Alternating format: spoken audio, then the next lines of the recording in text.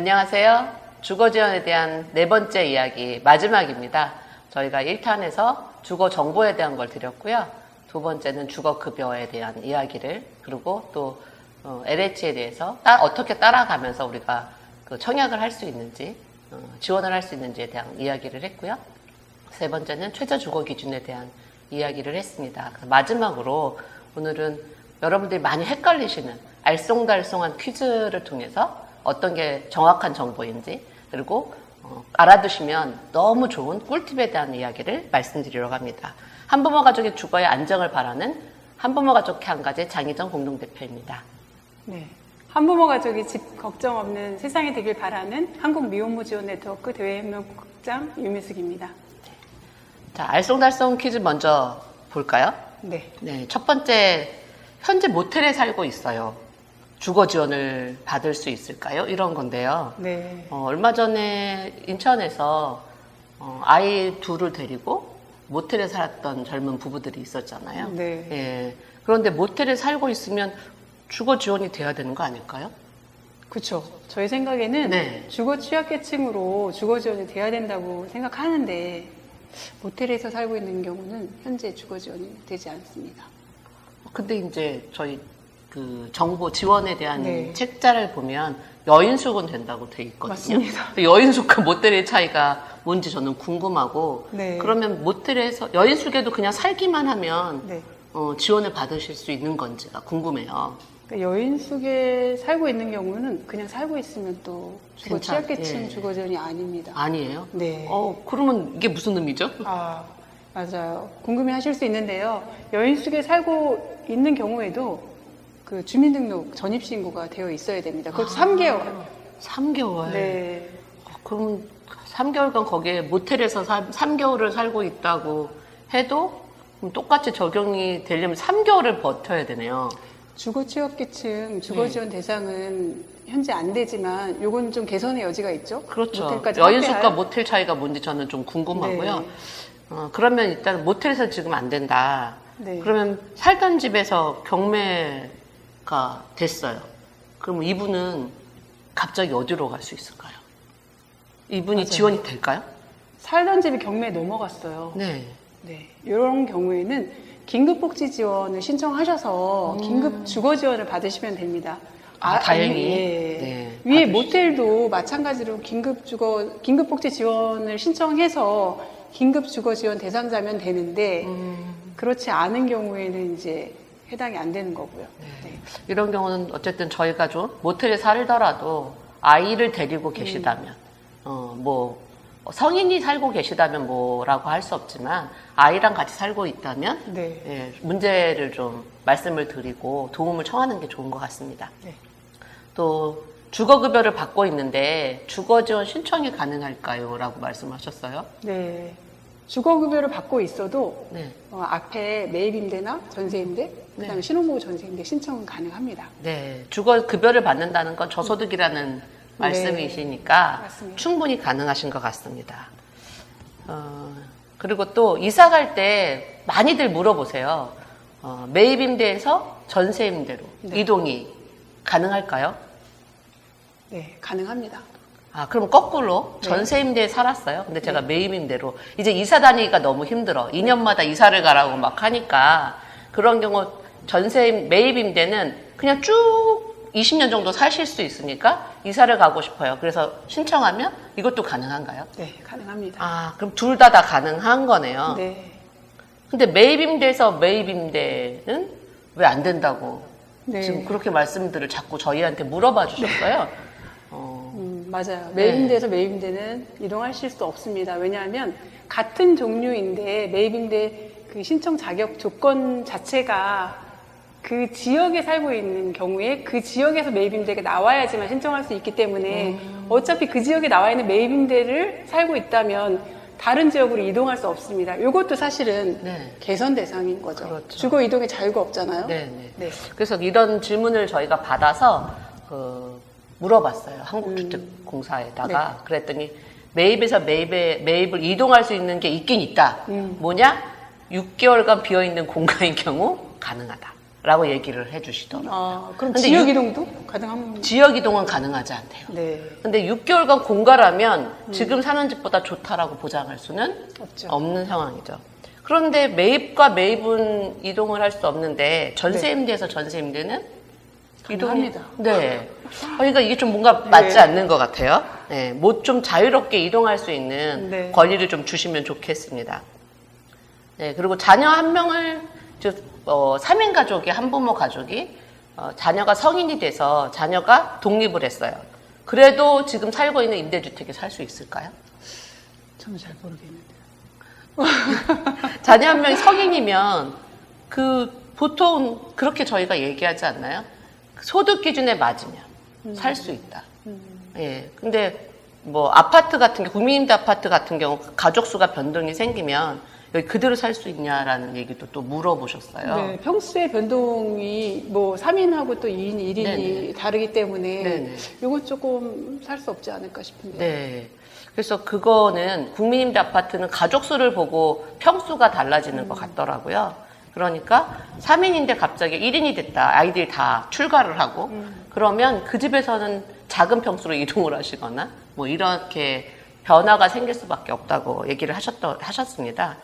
자, 그럼 이제 꿀팁을 좀 말씀드리려고 해요. 한부모 가족이 되면서 자녀들이 이제 아까 말씀드린 성장하잖아요.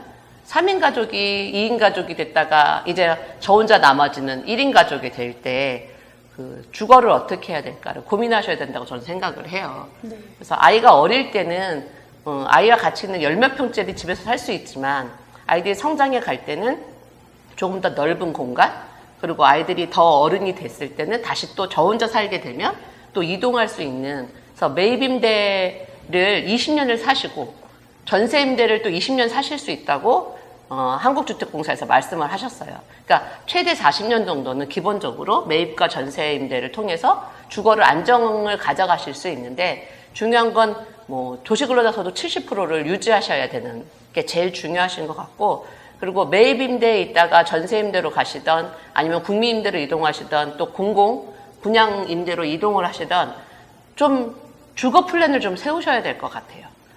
처음에 이 집에 계속 있을 수는 없잖아요. 아이들이 커지면서 환경도 좀 바뀌어주면 좋고, 또 내가 나이가 들면서 공공임대에 가서 내가 노후를 다 편안하게 지낼 수 있는, 어떻게 하면 그렇게 살 수 있는지를 조금 더 고민하시는 게 굉장히 중요한 것 같습니다. 네. 네, 두 번째, 미혼 청소년 한부모는 네. 신혼부부 전세임대 신청이 가능한가요? 라고 물어보셨어요. 네. 네. 가능할까요? 네, 가능합니다. 네. 아까 한부모 가족이 가능하다고 했죠. 신혼부부 그쵸, 전세임대 6세, 신청. 만 6세 네, 이하, 만 뭐 6세 이렇게. 이하. 그리고 임신인 경우에도 가능하다고 말씀드렸죠. 그리고 또 한 가지는 청소년 한부모라고 여기 명시가 돼 있잖아요. 네네. 청소년 한부모는 청년 전세임대도 신청이 가능합니다. 훨씬 더 폭이 넓네요. 네네. 청년의 나이는 만 19세에서 만 39세 이하를 말합니다. 근데 좀 다른 게 전세임대나 신혼부부 전세임대는 최장 9회까지 20년 동안 살 수 있지만 청년 전세임대는 6년까지입니다. 그게 좀 다른 점인데, 또 한 가지는 청년 전세임대는 서울, 경기, 수도권, 인천의 경우에 1억 2천 전세의 경우 본인 부담금 100만 원입니다. 그래서. 진짜 꿀팁인데요. 네. 네. 100만 원만 가지시면 사실 수 있다는 거. 그리고 여기 지금 한국 미혼모 지원 네트워크 홈페이지에 가시면 동영상 자료실에 이 미혼 청소년 한부모에 대한 자료가 있습니다. 한번 보시면 더 꿀팁이 되실 것 같습니다. 네. 예, 전세임대 중 본인 부담금을 제외하고 대출금 이자가 발생됐을 때 이자로 주거급여를 받을 수 있는지. 네. 받을 수 있습니다. 네네. 그러면 전세, 예를 들면 아까 말씀하신 것처럼 1억 1,000짜리 집에 제가 전세임대를 들어가면, 네. 550만 원을 제가 내고, 네. 나머지 금액의 2%를 계산해서, 그렇죠. 예, 그 금액의 그게 이자이기도 하지만, 네. 저희가 느낄 때 그게 월세거든요. 네. 예, 그래서 월세 저희가 말씀드린 주거급여가 해당되시는 것 같네요. 네, 맞습니다. 예, 그럼 네 번째는 꿀팁을 좀 주시죠. 네. 저희가 한국토지주택공사 전화번호를 알려드리는데요. 외우기도 되게 쉬워요. 1600번에 1004번을 2번을 누르시면 임대 관련 상담 전화를 받습니다. 그때 문자 알림 서비스를 신청하시면 어느 지역에 내가 관심이 있다라고 하면은 1년 동안 그쪽에 임대주택이 나왔을 때 문자로 서비스를 받으실 수 있습니다. 네, 그냥 가만히 앉아서 문자로 받을 수 있는. 근데 전화를 한번 하셔야 되는 거네요? 네, 맞습니다. 네. 네. 꼭 잊지 마시고, 저희가 바쁘잖아요. 네. 그리고 계속 들어가서 찾는 것도 쉽지 않은데, 이렇게 한 번만 전화하셔서 문자 알림 서비스를 신청해 놓으시면 1년간 계속 주신대요. 네. 그래서 그걸 잘 보시고 신청하시면 될 것 같습니다. 네. 또 한 가지 팁을 드리면 그 각 지방 도시공사가 있어요. 예를 들어 인천이면 인천도시공사에 네. 들어가 보시면 그 해당되는 분양 임대 정보를 또 보실 수가 있으니까 각 예를 들어 대구면 대구도시공사, 부산이면 부산도시공사 이렇게 들어가 보시면 그 지역에 해당하는 분양 임대 정보를 보실 수가 있습니다. 네, 보통 저희가 한국토지공사, 주택공사만 많이 보는데 네. 또 도시공사가 있다는 것도 잘 알고 계시면 다른 또 더 넓은 폭의 주거를 지원받으실 수 있을 것 같습니다. 네. 네.